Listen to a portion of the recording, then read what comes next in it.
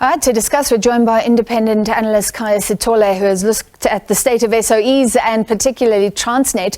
Firstly, what do you think about a former transport minister speaking this way about another minister? You're being weird.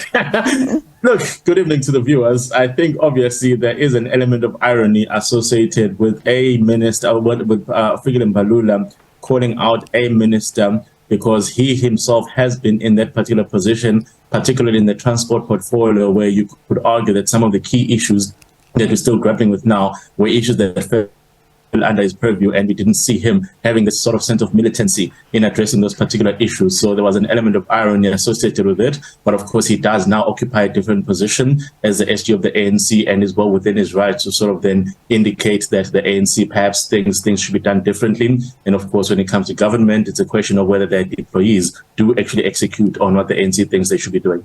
Yeah, and to name a minister, we'll have to see where his future lies in the ANC. But it does also reflect the frustration people have around Transnet that is so crucial for our economy. The minister, Pravin Gordhan, recently appointing a new board. Just tell us, why do you think we can't fix rail in South Africa? Look, I think we do have a problem in how to manage network industry. So it's not just a matter of Transnet, it's a matter of, other institutions that we probably should be managing a bit differently, but we haven't been able to get them. I think obviously when we talk about the Transnet issue, it is so fundamental to the country's ability to run an economy. It is the type of conversation that should be accelerated. And I think the key issues that we're struggling with is whether it is simply a matter of the people that are currently responsible for it, whether it's at the shareholder level with the minister, whether it's operational level with the executives not being able to get things done, or it's simply issues that have become just so fundamentally different. Maybe you need a new policy orientation. And I think that's a conversation that the ANC has probably delayed far too long. Yeah. Because one of the key issues is that, as you saw last week, when Transnet announced that they had entered into an arrangement with a foreign company in order to manage the port of Durban, that is actually not aligned with what the ANC wants in relation to the management of state enterprises. The ANC has the view that as a state, you should be able to run and manage as many of these critical state enterprises as possible. So, of course, when you enter into these private partnerships, it then brings forward the question of, well, is the model or is the policy orientation towards privatization? And the ANC will say it isn't. And yet what we're seeing on the ground, whether it's a Transnet conversation, whether it's the SAA conversation, is that clearly there is a move towards saying that if we do not have the capacity or the expertise to run these entities, let us get into partnerships that enable us to do so. And of course, we're yet to see the results of those partnerships, but we do know that that's definitely fully underway. So you say government's pretty hostile still towards privatization, and then there's this Durban container terminal port. It's basically a half-half split, right? So government still keeps 50% or 50% plus one share, and you're saying that reflects this kind of push-pull. We want private partners, but we don't want to give away control. What do we do? Are we doing anything efficiently as a result? Yeah, so the key problem that we have is that the state doesn't have a policy that says we want to privatize critical state enterprises. So if you ask anyone in government whether there is a policy of privatization, the answer overwhelmingly will be no. That's not what we intend to do.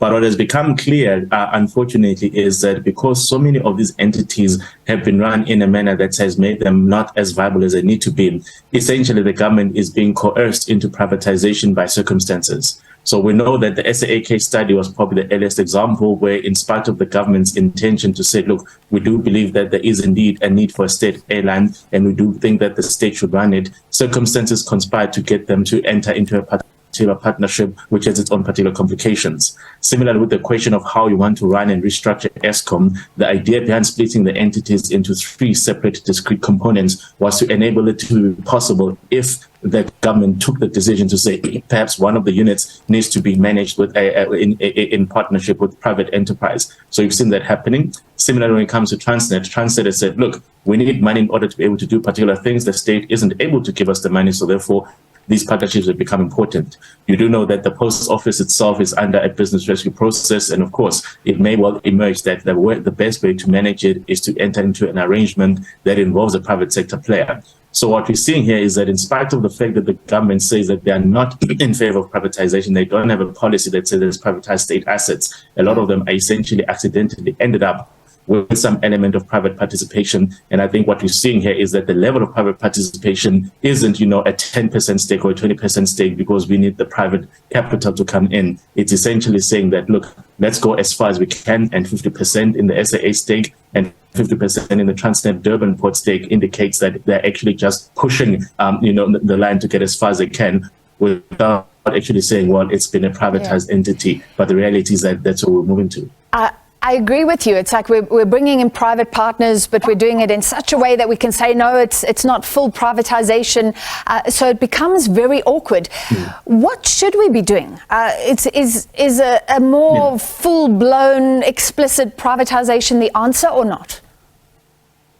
So what I argue in that article is that the problem here is that we do not have a very clear policy direction on whether the state has taken the view that, look, if an entity has got this particular financial issues, they've got these governance issues, then this is how much we want to sort of cede to private enterprise in order for them to get the management or the governance to be done properly.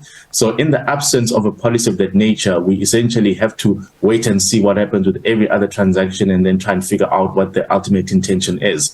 And I think for me, the reality here is that the state has now clearly acknowledged that there are some particular assets where it needs some support or it needs some some partnerships in order to be able to manage those entities better.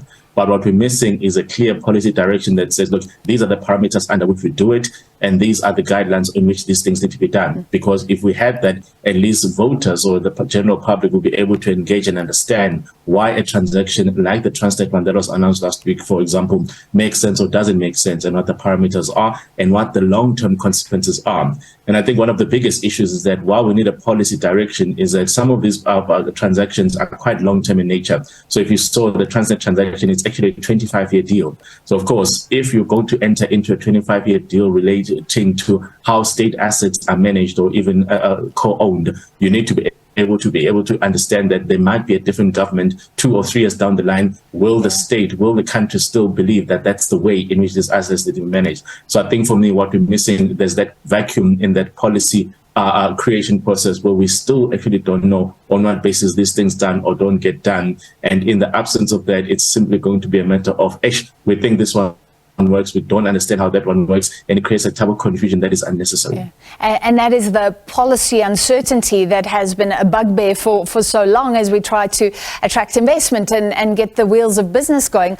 All right, thank you. A fascinating discussion. Independent analyst Khaya Sithole.